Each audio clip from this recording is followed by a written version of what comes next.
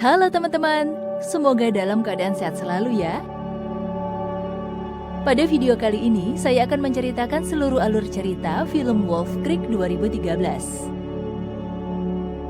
Film ini berdasarkan kisah nyata dari kasus para turis yang banyak dinyatakan menghilang di Wolf Creek, pedalaman Australia. Langsung saja kita saksikan selengkapnya. Happy watching! Film dimulai dengan tampilan hitam yang menjelaskan bahwa kejadian berdasarkan tempat dan kisah nyata, di mana 30.000 orang dilaporkan hilang setiap tahun di Australia. 90% ditemukan dalam sebulan, namun beberapa orang tidak pernah kembali. Di Australia Barat Laut, 2 petugas patroli jalan raya sedang menjalankan tugas tilang kecepatan yang bersembunyi di tepi jalan raya pedalaman. Terlihat sebuah mobil mendekat dan berkendara sesuai aturan kecepatan di bawah 100. Tetapi, kedua petugas itu sangat ingin memenuhi kuota untuk tilang dan memberhentikan mobil tersebut yang dikendarai oleh seorang pria bernama Mick. Para petugas mengklaim bahwa Mick telah melanggar aturan batas kecepatan. Mick yang meminta untuk tidak ditilang, tetapi kedua petugas itu memberinya surat tilang dan pergi dari tempat tersebut. Mick merasa diremehkan. Terlihat kedua petugas itu sangat puas dengan arogansi mereka. Lalu, salah satu petugas tertembak di kepala, membuat mobil mereka hilang kendali dan terjatuh di bawah jembatan, di mana Mick menembak dari jarak jauh, lalu mendatangi mobil patroli tersebut. Mendapati salah satu petugas masih hidup, Mick menusuk tulang belakangnya dan menaruhnya di dalam mobil, lalu membakarnya hidup-hidup. Scene berganti dengan pasangan muda berkebangsaan Jerman yaitu Rutger dan Katharina, di mana mereka memutuskan untuk melakukan backpacker menuju danau indah di Taman Nasional yang diberitahukan Katharina, serta mengunjungi lokasi jatuhnya meteor, yaitu Wolf Creek. Mereka pun melakukan perjalanan dengan menumpang mobil yang mereka cegat, dari satu mobil ke mobil yang lain. Dan mereka memutuskan bermalam mendirikan tenda di lapangan khusus turis. Keesokan harinya, mereka berjalan dengan cuaca panas. Terlihat mobil Mick mendekat, di mana mereka mencegatnya. Tetapi Mick tak jadi memberi tumpangan ke mereka, dengan Rutger yang marah sekaligus heran.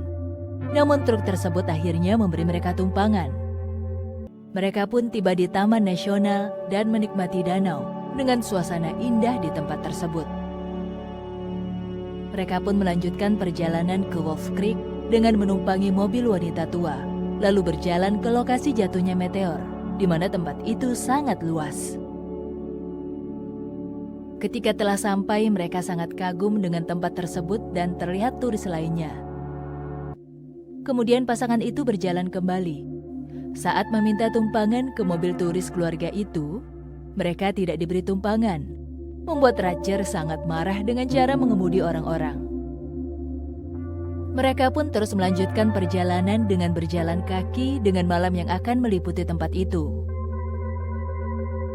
Di malam hari, mereka mendirikan tenda di taman. Terlihat Mick yang akan mendatangi tenda mereka. Di tenda, lampu mobil Mick menyoroti kemah mereka, membuat Rutger keluar dan mengeceknya. Mick pun melarang mereka berkemah di tempat itu karena mencegah kebakaran di taman. Namun Rutger mengabaikan teguran Mick, karena dia merasa Mick bukan ranger ataupun petugas taman. Rutger yang memberi isyarat ke Katharina bahwa Mick adalah orang jahat. Mick pun marah dengan perilaku Rutger, lalu menusuk tulang belakangnya. Saat akan menyakiti Katharina, Rutger menyerang Mick. Tetapi Mick berhasil melumpuhkannya dan memotong kepalanya di hadapan Katharina. Lalu hal itu membuat Katharina pingsan. Ketika kembali tersadar, terlihat Mick sedang memisahkan bagian tubuh Rutger. Dia pun melarikan diri dan Mick pun menyadarinya. Katharina pun dikejar dari belakang dengan terus berusaha menghindari kejaran Mick. Terlihat mobil Jeep Orange yang melewati jalan di daerah tersebut, yang dikendarai oleh seorang pria bernama Paul. Dia hampir menabrak Katharina yang berlari ke tengah jalan. Saat akan menolongnya, Paul kesulitan memahami bahasa Jerman Katharina. Mereka pun pergi dari tempat itu dengan Mick yang mengejar mereka. Paul pun membelokkan mobilnya ke jalan tanah, dengan Mick yang mengejar dan mempermainkan mereka. Ketika mereka terjebak, Katarina pun tertembak. Paul yang menganggap nyawa juga terancam, dia pun terus berkendara menjauhi Mick. Pagi telah tiba, Paul pun menyelimuti jasad Katarina dan meninggalkannya, lalu kembali berkendara mencari jalan raya. Paul yang telah sampai di jalan raya, dia pun mengamati peta dan terlihat dia telah berada di ujung daerah tersebut. Saat akan mencegat mobil yang lewat, tetapi mobil itu tidak menghiraukannya, membuat Paul marah dengan cara mengemudi orang-orang. Dia pun dihadapkan Mick yang telah tiba dengan mengendarai mobil kontainer, membuat Paul langsung mengendarai mobilnya dengan bahan bakar yang akan habis. Ketika terjadi kejar-kejaran mobil, di mana mobil Paul mengalami kebocoran, sehingga membuatnya terjebak, tetapi berhasil lolos. Dan ia terjatuh ke jurang, diikuti dengan mobil kontainer Mick yang hampir menabraknya. Mick pun membiarkan Paul kabur melarikan diri. Terlihat Paul yang terus berjalan di antah-berantah mencari pertolongan, di mana dia mengalami dehidrasi dengan botol air yang akan habis. Saat Paul tak sanggup lagi berjalan, dia pun melihat dari kejauhan sebuah rumah, lalu menuju rumah tersebut dan pingsan. Terlihat Paul yang dibawa oleh pemilik rumah ke dalam dan kembali terpingsan. Paul kembali tersadar dengan pakaian yang telah disiapkan untuknya, di mana dia berada di rumah pasangan lansia yang ramah, mengajaknya makan siang agar kembali pulih. Ketika pasangan itu berencana membawa Paul ke rumah sakit, terdengar suara Mick yang menyuruh Paul menyerahkan diri, membuat pasangan itu terheran dengan Paul yang terlihat sangat panik. Kemudian pemilik rumah keluar dengan senjatanya lalu mengusir Mick.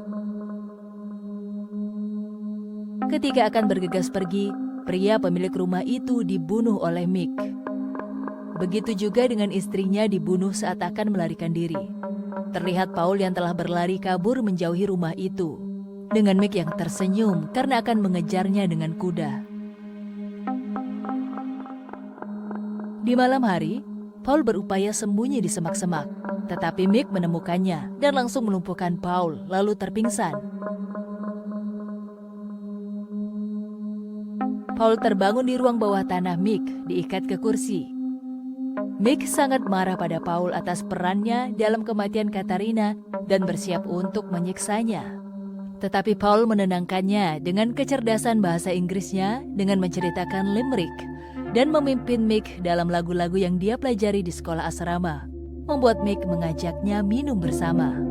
Dia juga mengajak Mick untuk bergabung dengannya menyanyikan Timmy Kangaroo Down, sport milik Rolf Harris. Penyiksaan Mick untuk Paul terdiri dari 10 pertanyaan kuis tentang budaya dan sejarah Australia, dengan janji untuk membebaskannya jika dia menjawab 5 pertanyaan dengan benar. Namun untuk setiap pertanyaan yang dijawab Paul dengan salah, dia akan kehilangan 1 jari.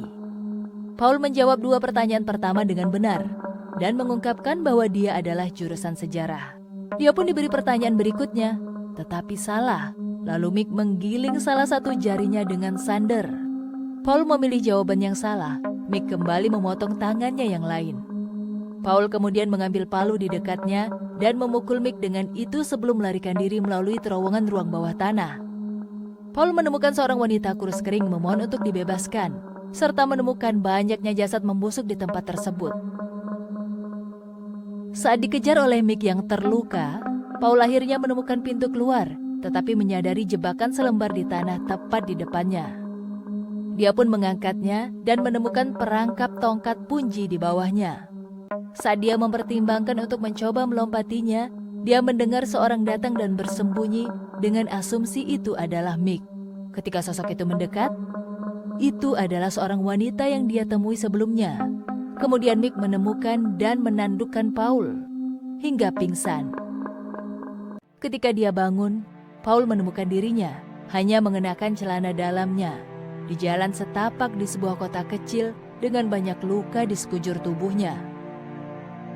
Dia menemukan catatan tulisan tangan di dekatnya yang bertuliskan "Loser" sebelum ditemukan oleh 2 petugas polisi. Serangkaian kartu judul sebelum kredit mengungkapkan bahwa meskipun Mick dilaporkan ke polisi, tetapi Paul ditahan sebagai tersangka dalam berbagai pembunuhan yang belum terpecahkan di daerah Wolf Creek. Selama penyelidikan, dia mengalami gangguan mental total dan dideportasi kembali ke Inggris dan ditempatkan dalam perawatan penuh waktu di rumah sakit Ashworth. Film berakhir seperti film pertama, dengan Mick berjalan ke pedalaman dengan senapannya.